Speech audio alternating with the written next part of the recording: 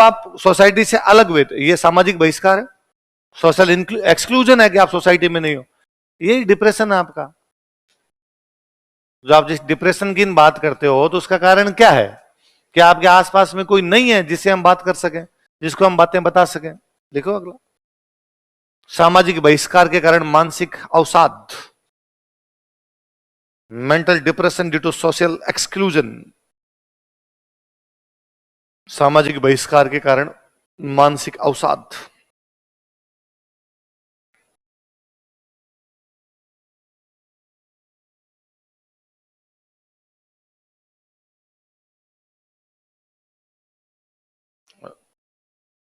Mental depression due to social exclusion.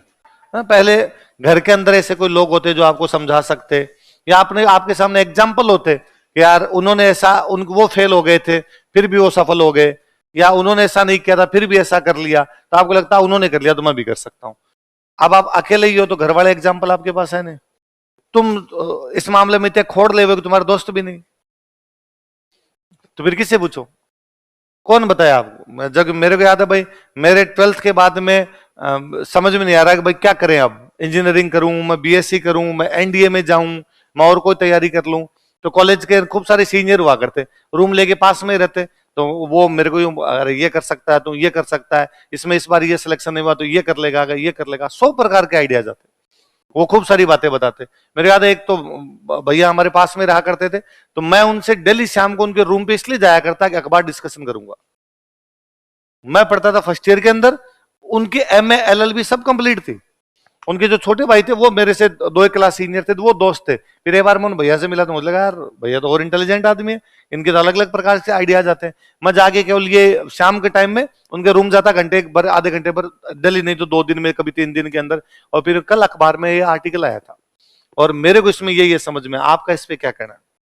उल्टा मैं उनके पास वर्ड ही लेके जाता। कल मैंने अखबार में एक नया वर्ड पढ़ा था, उत्कंठा, और मुझे ये वर्ड बड़ा अच्छा लगा वैसा। वो देखा हाँ यार, जानने की जो इच्छा होती है बहुत ज्यादा, वो अपने आप में उत्कंठा है। खूब सारे इस प्रकार के डिस्कशन होते। मैं पॉलिटिकल डिस्कशन कर लिया करता उनसे कि आजकल ये चुनाव होने वाले हैं, ये कौन जीतेगा कौन नहीं जीतेगा, 4 बातें वो बताया करते। कोई नए फैशन ट्रेंड आते, इन पे खूब सारी चर्चा कर लिया करते, क्या ये आजकल ये चेंज हो रहा है, ये चेंज हो रहा है। अच्छे बुरे छोड़िए, हो सकता है मेरे विचार एकदम खराब होते उसके अंदर, उनके विचार ज्यादा अच्छे होते, पर धीरे धीरे समझ में आते, हाँ यार ये चीज है, ये चीज है, ये चीज। मैं उसी साल मेरे रूम के पास में एक और हनुमानगढ़ से कोई 3-4 लोग रहने के लिए आए। वो फर्स्ट ईयर में, मैं उस साल फर्स्ट ईयर में। वो तो मैं उनसे, वो हनुमानगढ़ के थे, वो पंजाबी गाने बहुत ज्यादा सुनते, तो मैं उनसे पंजाबी गानों पे खूब डिस्कशन करता कि ये जो नया पंजाबी गाना है कौन से सिंगर का है, किसने लिरिक्स लिखे हैं इसके, इसमें ये जो शब्द बोलेंगे किस लिए बोले गए हैं, इस बात पे कोई डिस्कशन हो जाता। वो क्रिकेट का बड़ा अच्छा नॉलेज रखते थे, मुझे क्रिकेट का बड़ा इंटरेस्ट आता था, मैं उनसे क्रिकेट की खूब सारी बातें सुना करता। आप जो खूब सारे लोग होते हैं ना आपके आसपास में, तब उनके साथ बातें करने में भी आनंद आता है आपको, या बातें कर सकते हैं, या मैं तो कहता हूं टाइम भी वेस्ट किया तो समझ में आता था कि इस आदमी के साथ टाइम वेस्ट होता है, इसके पास दोबारा नहीं आना भाई साहब, इसके पास दोबारा आना है, इसके पास में टाइम वेस्ट नहीं होता है।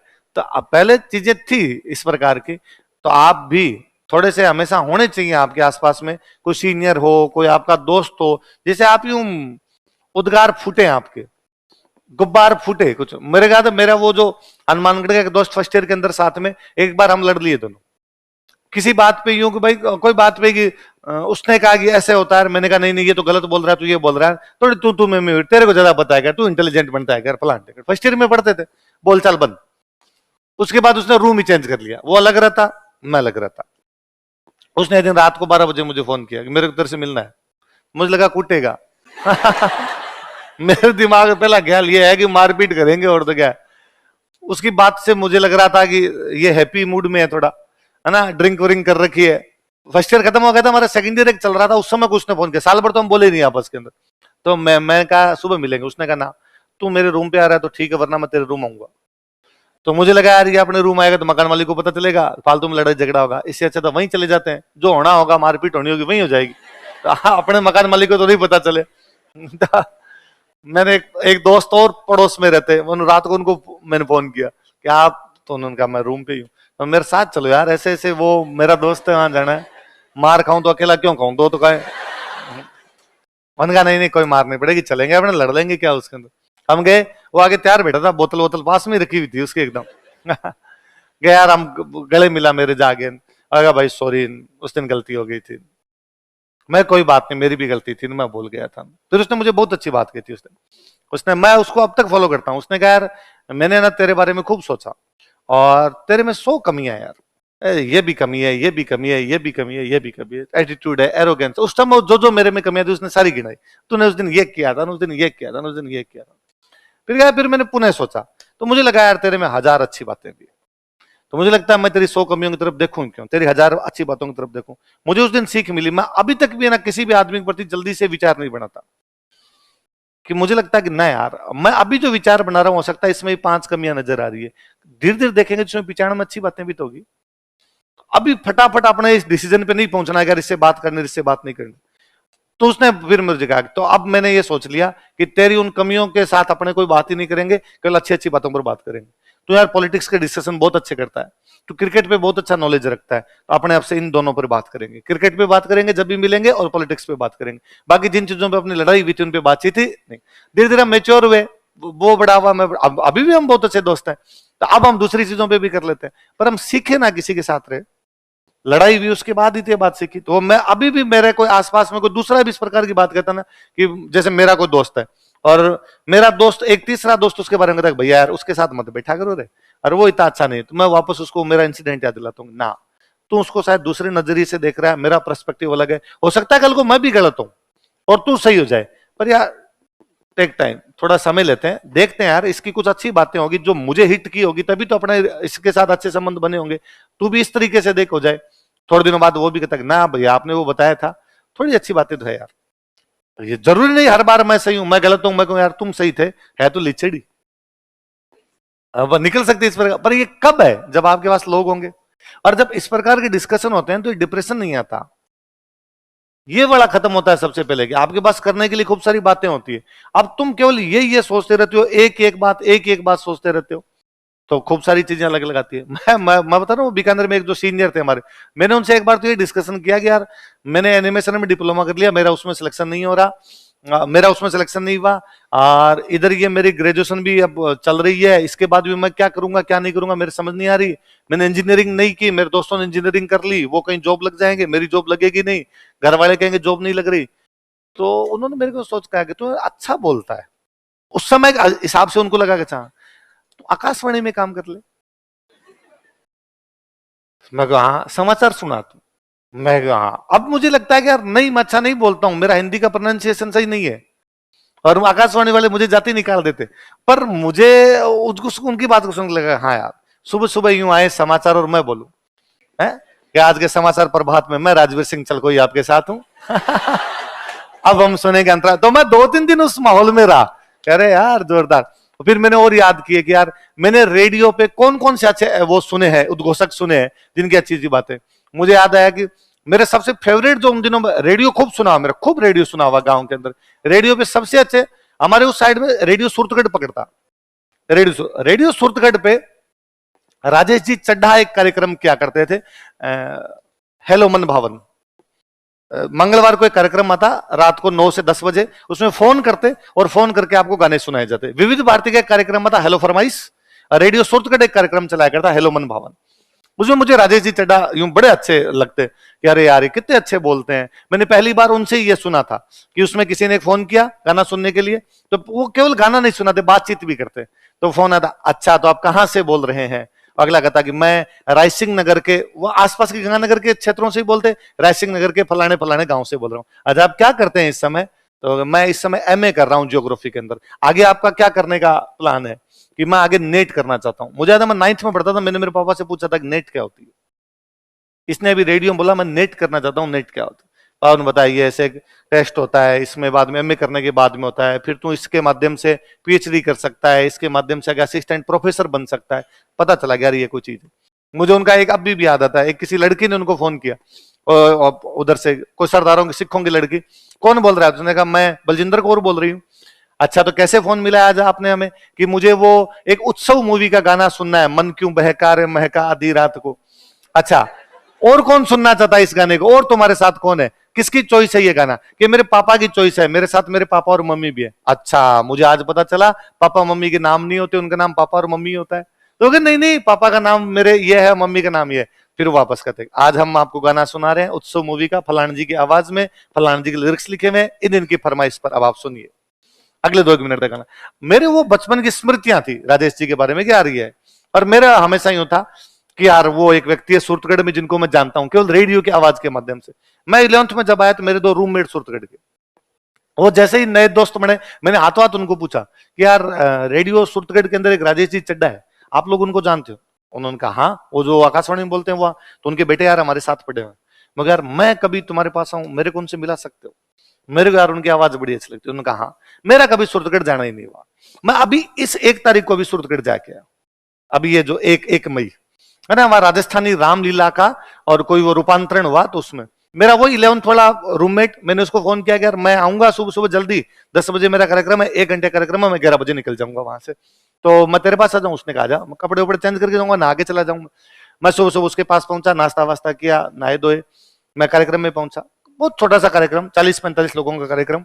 सूरतगढ़ के जो प्रबुद्ध लोग हैं वो ही आए हुए, उसके अंदर एमएलए साहब पधारे हुए, और जो राजस्थानी भाषा के लिए काम करने वाले लोग थे वो आए हुए। मनोज जी स्वामी वहां बहुत अच्छे राजस्थानी रामलीला का संचालन करते हैं, उनकी वो राजस्थानी रामलीला की फिल्म बनाई थी, उसका विमोचन करना था। हम 4-5 गेस्ट, तो होता ना गेस्ट आए हुए, उनका माल्यार्पण किया जाए, स्वागत किया जाए। तो उन्होंने घोषणा की, मेरे से एक सीनियर गेस्ट है, पहले उन्होंने घोषणा की कि जो फलान जी आए हुए हैं इनका स्वागत करने के लिए आएंगे फलान जी। दूसरा नंबर मेरा था। जयपुर से हमारे राजस्थानी रामलीला का विमोचन करने के लिए राजवीर जी आए हुए हैं, इनका स्वागत करने के लिए, इनको मोमेंटो देने के लिए आएंगे राजेश जी चड्डा। मुझे मुझे लगा मैं वापस बचपन के अंदर हूं, और मैंने जाते कहूँ राजेश जी आकाशवाणी, उनका हाँ आ रहे हो सर, मैं भयंकर फैन हूं आपका, और बचपन में कभी मैं आपकी तरफ बनना चाहता था। मुझे लगता था कि तो अब उन्होंने कहा अरे आप मुझे जानते हैं, मैं जानता कि मैंने आपके खूब सारी, मेरे को याद है कि आपने उसको क्या बोला था, उसको क्या बोला था, उसको क्या बोला था। तो चीजें जब सुनी भी होगी, चीजें जब डिस्कशन की होगी, तब तो इस प्रकार की कहानियां भी होगी। न रेडियो सुना, न कुछ देखा, न आपके कुछ दोस्त हुए, फिर तो पश्चिमी करनी है, ले दे के अपने हाथ में और है ही क्या। तो होनी चाहिए चीजें। तो ये जो है ना भाई सोशल एक्सक्लूजन, कि आप एक्सक्लूड हो गए, आपके पास में दूसरे दोस्त नहीं, मनोरंजन के साधन केवल 30 सेकंड की रील है, वो बदल रही है, बट आप रुक नहीं रहे। जबकि वो मैं बता रहा हूं रेडियो कार्यक्रम 3 बजे से लेके रात को 9 बजे तक विविध भारती पे कोई ना कोई कार्यक्रम आता है। मुझे याद है एक कार्यक्रम आता था पिटारा, पिटारा ना, एक कार्यक्रम आता सखी सहेली, महिलाओं की बातचीत होती, मैं वो भी सुनता था। 2 महिलाएं बैठ के बातें करती कि अब तो गर्मी आ गई है, गर्मी में तो आम का अचार बनाते होंगे, कैसे बनाते होंगे बताओ। और वो को दूसरे उसके बता देगा आम के अचार में मुझे ये लगता है कि किन किन चीजों का प्रयोग करना चाहिए, सौंफ डाल दे तो आम का अचार अच्छा हो सकता है। अपने बेटे बेटे सुनते अच्छा सौंफ डालने में अच्छा हो सकता है क्या, है ना।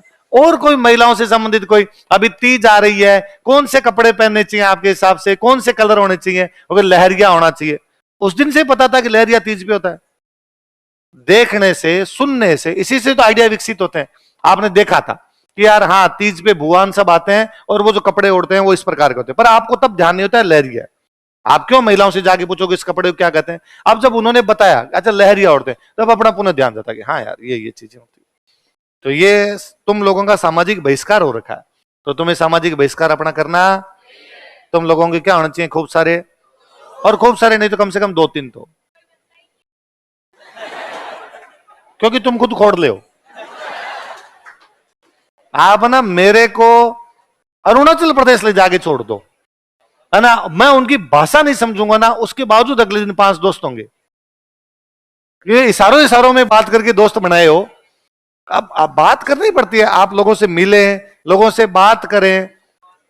मैं जिन जिन दुकानों पे जाता हूं ना, अब छोड़िए, अब तो आप ये कह सकते हो कि सर पहचानते होंगे लोग इसलिए बन जाते हैं, बाकी मैं पुराने टाइम भी जिस किसी दुकान से सामान खरीदा होगा मैंने, और 5-7 बार सामान खरीदा होगा, वो दुकानदार जानता है मुझे। वो भले ही मैं कभी रहा हूंगा तो मेरे पास में डेयरी बूथ वाले भैया रहे होंगे, वो मुझे जानते होंगे। वो भले पास में परचून के सामान वाले रहे होंगे, उनसे मैंने उधार लिया होगा, वो मेरे को जानते होंगे। भाई स्टूडेंट लाइफ में तो उधार सबसे आवश्यक होता है। तुम उधार नहीं लाते सामान, हे भगवान तुम यदि सामान उधार नहीं लेते हो, ये हो ही नहीं सकता कि दुकानदार आपको उधार नहीं दे। ये विश्वास जमाना पड़ता है। 5 बार नगद लाना पड़ता है, 6ठी बार कहना पड़ता है भैया कल दे के जाऊंगा, और कल देने होते हैं, 2-3 बार आप देते हो, फिर वो महीने भर की चलती है। महीने, और स्टूडेंट लाइफ में जैसे ही होता था, मुझे तो याद है महीने भर का दूध वाला का हिसाब जाके पूछे कितने, 1700 रुपए हो गए, जाके देखा थे, अब 1 महीने और देना, मना मत करना। उल्टा मेरे तो ये था, मेरे जितने रूममेट थे वो मेरा नाम लेके आते। तो हमारा तो एक रूममेट था, उसने वो आया गांव से आया तो उसने मेरे को रुपए जमा करवा दिए, नया नया आया कि भैया ये रुपए है मेरे, खर्चा जो आ गया। थोड़े दिन बाद उसने कहा मुझे गांव जाना वापस। कोई गांव नहीं जाना बेटा रे, गांव जाना क्या करेगा गांव जाके, भैया मन नहीं लगता मेरा यहाँ पे। मगर नहीं, मन सब लगा देंगे, हम तो इधर ही रहे अपने। अब मैं उसको पैसे नहीं दे रहा, और पैसे कहां से लाए, गांव जाने के लिए उसके पास पैसे होने चाहिए। तो उसने दिमाग लगाया, खैर दुकान वाले जो है ना भैया के नाम से उधार देते हैं उधार क्या देते हैं, उधार देते हैं दूध दही ये देते हैं उसने जाके एक दिन तुक्का मारा कि 400 रुपए उधार चाहिए, भैया ने मंगाए हैं। दुकान वाला क्यों पूछे, मेरा विश्वास जमाया हुआ था भाई साहब 2-4 साल का, दे दिए। वो उधर से सीधा बस चढ़ा